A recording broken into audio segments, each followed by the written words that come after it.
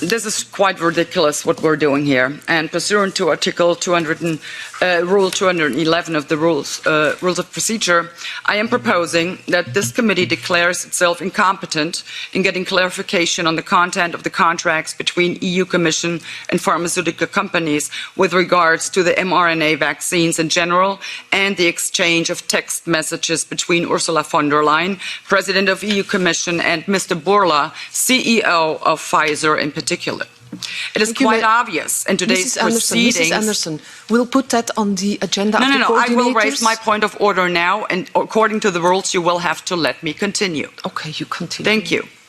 It is not, quite not obvious. More than a minute, not more than a minute. You don't have to make a full statement. Okay, this committee lacks the authority to get to the bottom of crucial questions. The fact that Mr. Bourla, CEO of Pfizer, had the audacity to refuse to appear in front of this committee to answer questions constitutes a gross disregard for the people whose tax money he took, by the way.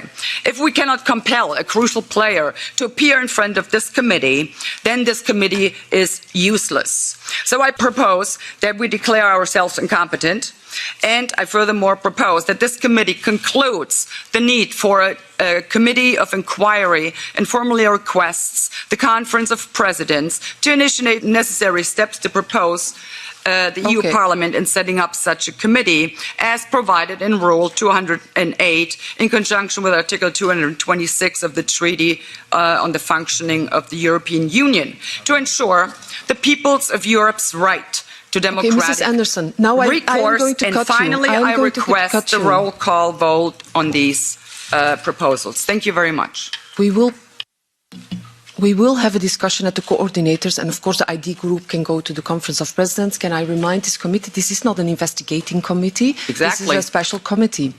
And this falls not within, the remits of this committee. So we will have a discussion in the coordinators, and the ID group can Madam Chair, take all the initiatives towards the Conference of Presidents. And now I cut you off. This is it, okay?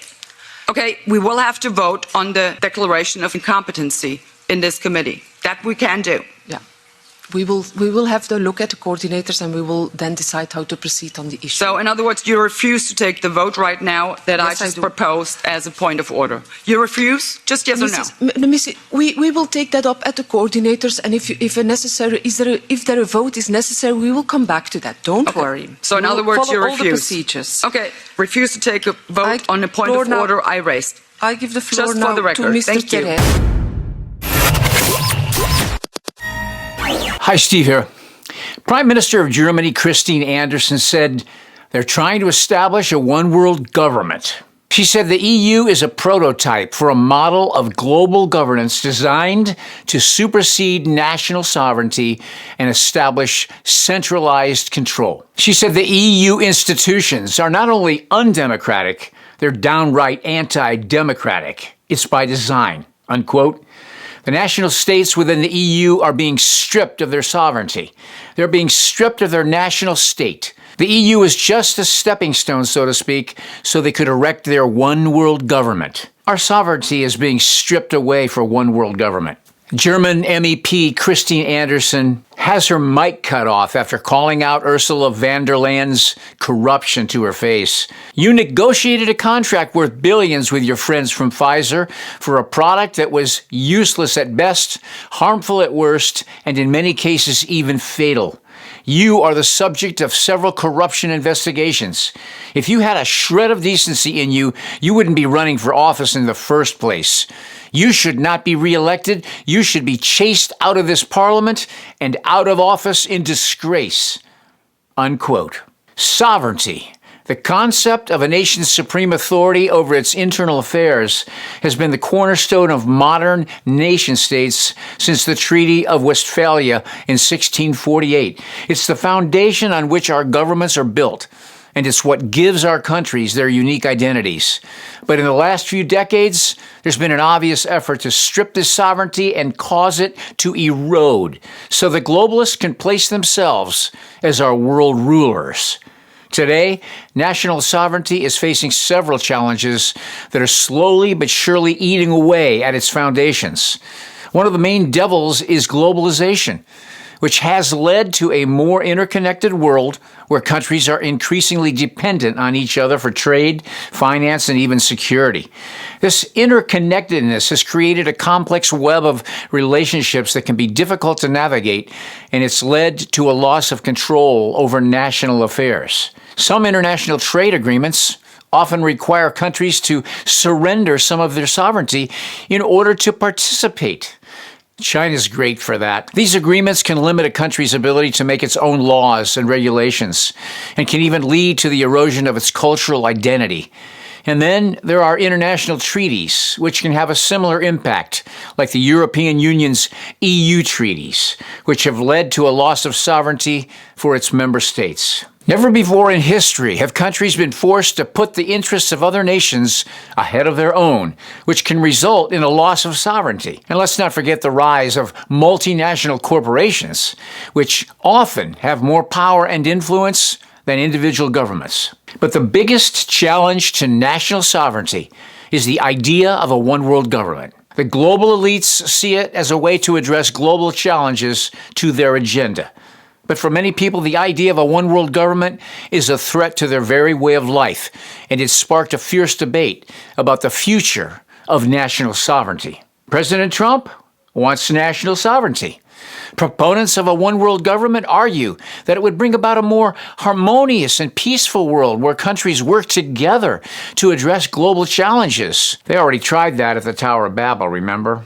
They argue that it would eliminate the need for war and would allow for a more efficient allocation of resources.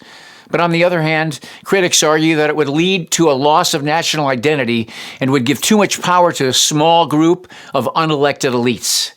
They argue that it would be a threat to individual freedom and democracy and would lead to a homogenization of cultures. Back to the Tower of Babel. I want you to see this with me. In chapter 12 of Revelation, it says, "And war broke out in heaven. Michael the archangel and his angels waging war with the dragon. The dragon and his angels fought, but they were not strong enough and did not prevail. And there was no longer a place found for them in heaven. And the great dragon was thrown down, and the age-old serpent, who is called the devil and Satan, he who continually deceives and seduces the entire inhabited world, he was thrown down to the earth, and his angels were thrown down with him." Now we go to chapter 13. "Then I stood on the sand of the sea, and I saw a beast rising up out of the sea, having 7 heads and 10 horns, and on his horns 10 crowns, and on his heads a blasphemous name. Now the beast which I saw was like a leopard. His feet were like the feet of a bear, and his mouth like the mouth of a lion. The dragon gave him his power, his throne, and great authority. And I saw one of his heads as if it had been mortally wounded, and his deadly wound was healed. And all the world marveled and followed after the beast. So they worshipped the dragon who gave authority to the beast, and they worshipped the beast, saying, 'Who is like the beast? Who is able to make war with him?' And he was given a mouth, speaking great things and blasphemies, and he was given authority to continue for 42 months. Then he opened his mouth in blasphemy against God, to blaspheme his name, his tabernacle, and those who dwell in heaven.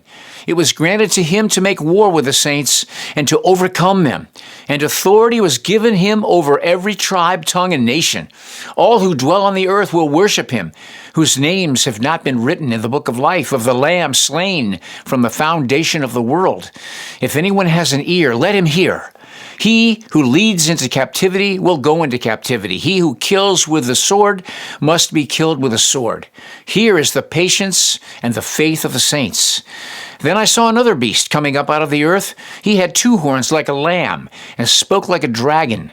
And he exercises all the authority of the first beast in his presence, and causes the earth and those who dwell in it to worship the first beast, whose deadly wound was healed. He performs great signs, so that he even makes fire come down from heaven on the earth in the sight of men.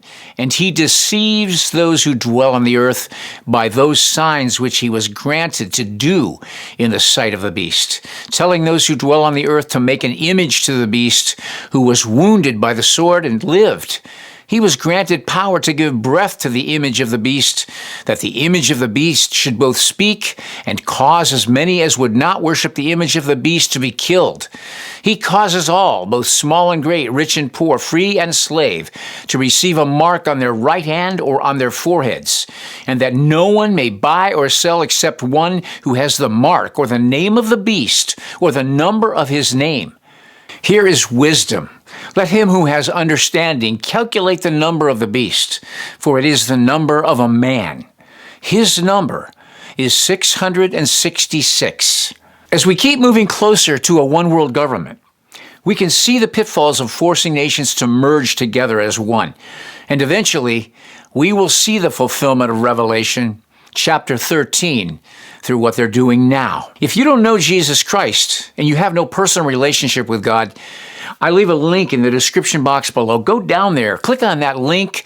It'll take you to a page with a simple prayer that will help lead you into a relationship with the living God, Jesus, the Messiah, the King of Kings and Lord of Lords. Make 2025 the best year that you'll ever live, no matter what happens on this earth. Think about it.